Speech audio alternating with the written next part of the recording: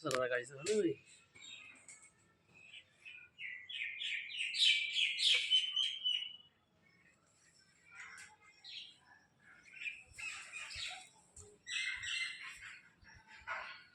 মৎস্য অবতার।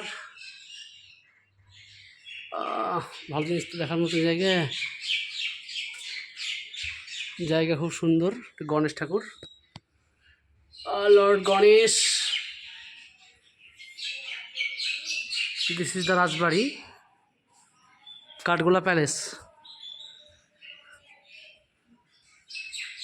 অগ্নি দেবতা, ডেডিকেটেড অগ্নি। এইরকম করে অসংখ্য মন্দির আছে। ইন্দ্রদেব এখানে বসে আছেন, কাজ নেই কাম নেই, বৃষ্টি দিতে পারে না, মানুষের খুব কষ্ট। এটা বন্ধ। এইখানে আছে শিব, মদন মোহন, সবাই আছে এই জায়গাটাতে, পেয়ে যাবেন এক জায়গাতেই। Very good. ব্রহ্মা, ব্রহ্মাদি দেব যা ধ্যান নাহি পায়, সে ধনে বঞ্চিত হলে কি হবে উপায়, তিনি আছেন। আরও আছে, এইটা লক্ষ্মীনারায়ণ। তো এখন কথাটা হচ্ছে যে নবাবী আমলে এসবগুলো তৈরি হয়েছে। এখানে আছে নৃসিংহ অবতার, সম্ভবত কাঠের মূর্তি এগুলো মনে হচ্ছে দেখে। যার নাম করলে পরে সমস্ত ভয় দূরে চলে যায়।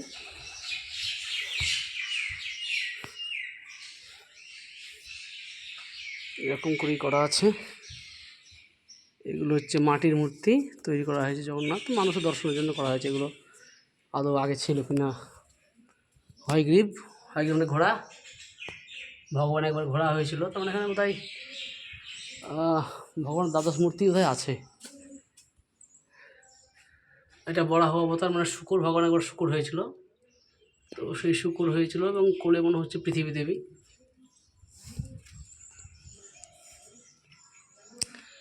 এখানে বরুণ, তিনি ঋগ্বেদের একটা দেবী দেবতা, তিনি এখানে বসে আছেন। কুবের, কুবেরবাবু ধনের দেবতা। অ্যাকচুয়ালি এই জায়গাটা ধন কুবেরদেরই ছিল। এখানে সব অরুন্ধতী সপ্তর্ষি মণ্ডলগুলো আছে।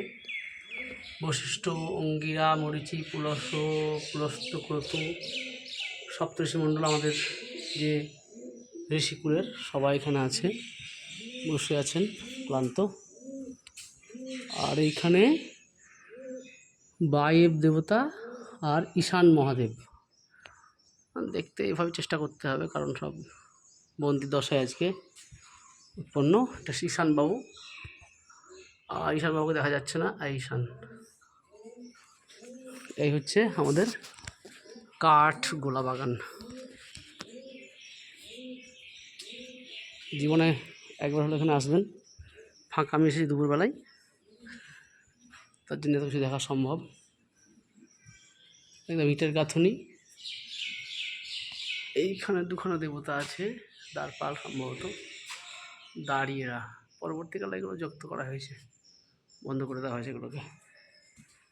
এখান দিয়ে জল পাস হওয়ার মনে লাইন ছিল। দক্ষিণ ভারতের সব জিনিসগুলো বেশি দেখা যায় বৃষ্টির ভেতরে জলটা পাস করার জন্য। হনুমান,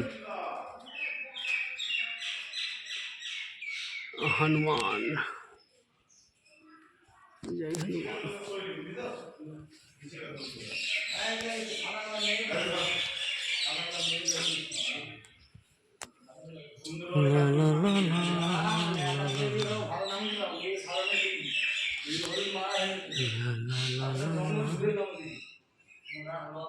পরবর্তীকালে দেওয়া হয়েছে,